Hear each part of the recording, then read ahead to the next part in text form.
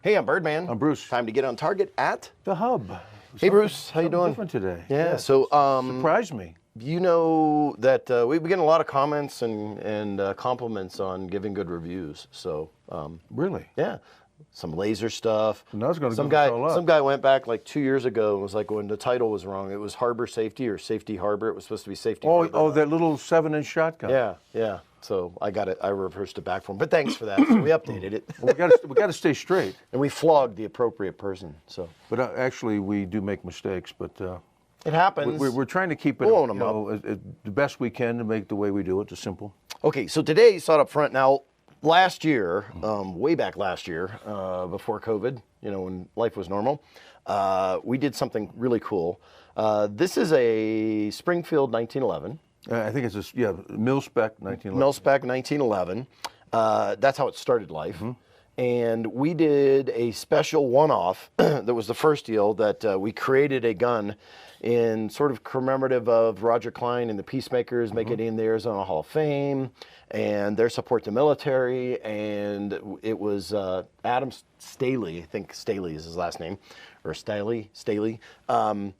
He was the guy that actually bought the original gun.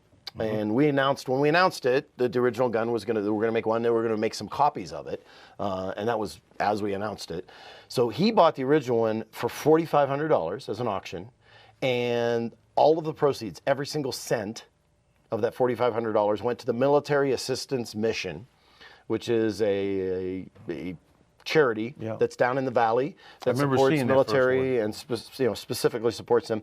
This gun is modeled after the Big Fizzy Fuzzy, I think is what it's called. The Roger Clyne was actually the Refreshments album that they did, and that has that Hank Hill, the dum digga dum dum dum digga dum dum dum digga dum dum dum, yeah, King of the Hill. That's got that theme song in it, I think. I'm not a 100% fanboy of Roger Clyne. Great guy, great band, awesome, phenomenal musicians. But that's what this gun was based upon. Now, we said we're going to make the one. They were, of course, were like, oh, well, if you're going to make one, can you make us some? So the original one, when I sent the stuff in, it says I've got the pistol, so I'll keep the pesos up here. Okay. I sent it in wrong. It was my fault. I said, I've got the pistols, so I'll keep the pesos. Well, we put a gunshot right there to get rid of the S. So that, the original, it has some differences, but that's the one significant difference that it has. These, the copies, and there were only 10 of them made. This is number 10. It says right there. So they're serialized. So there's only 11 of these guns. There's only one of the original because it is completely unique. It's got rivets around this, but it's modeled after an airplane, obviously. Beautiful. Yeah. So let's just talk about it. Why don't you shoot it? We did a shoot.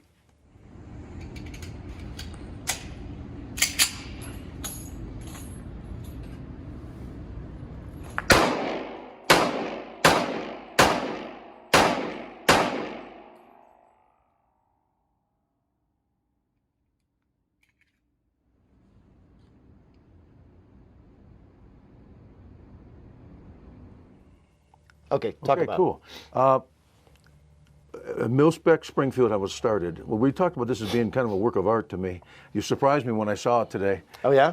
It's a beautiful piece. So I'm not sure how we normally grade guns, but we grade them on how they shoot, and it shot more than sufficient for me the first time.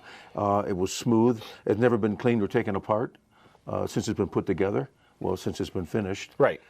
So I'm sure they could use some lubrication and things like that, but it shot flawlessly for we only shoot 6 normally. Right. It shot great.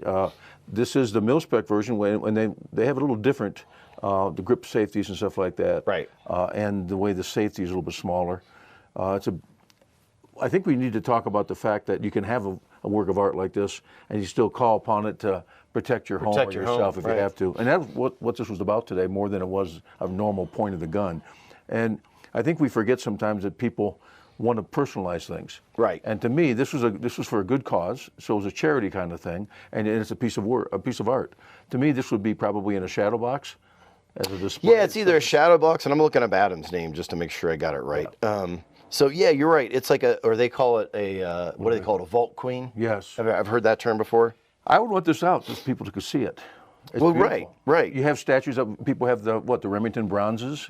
Yeah. They'll spend $4,000 or $5,000 on the Remington bronze, and it sits out.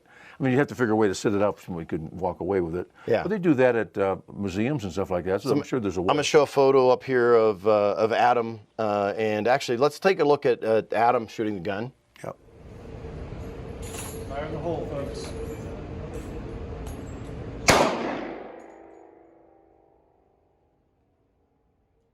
It wasn't that fun. That was great. Okay, I want to call out Adam simply because he's the guy that ponied up the money. Yes. Obviously, it's more about it's more than just a gun, and Adam that's a great thing for him to basically make a donation. The gun, so just so you understand, most of the times when they auction things off, is the gun cost will come out of the price. Mm-hmm. So this gun was donated. The time on it from Nevada Cerakote was donated. My time to coordinate it and organize it was donated. The hub's time was donated. The transfer fees were donated. The shipping was donated.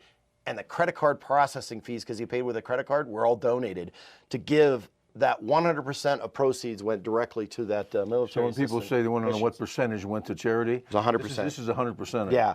So kudos to everybody who was involved. It was Nevada Cerakote, the hub, of course myself, and then Adam Staley for ponying up the big bucks.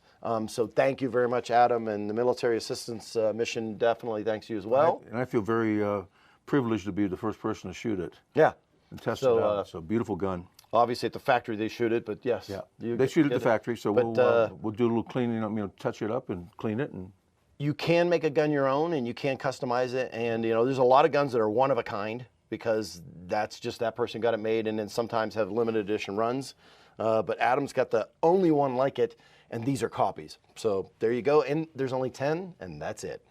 So it worked out it worked good. Yeah, The cool. whole thing went out good, and this is the last one. And That's it. That's We're gonna number be something 10. next year to And look forward this to? is Jay Turnholz, who works at the Lion's Den, who is the reason that it all came together, basically, because he got Roger Clyne to come up here. That's where the whole impetus for it came from. And I was like, hey, I got an idea.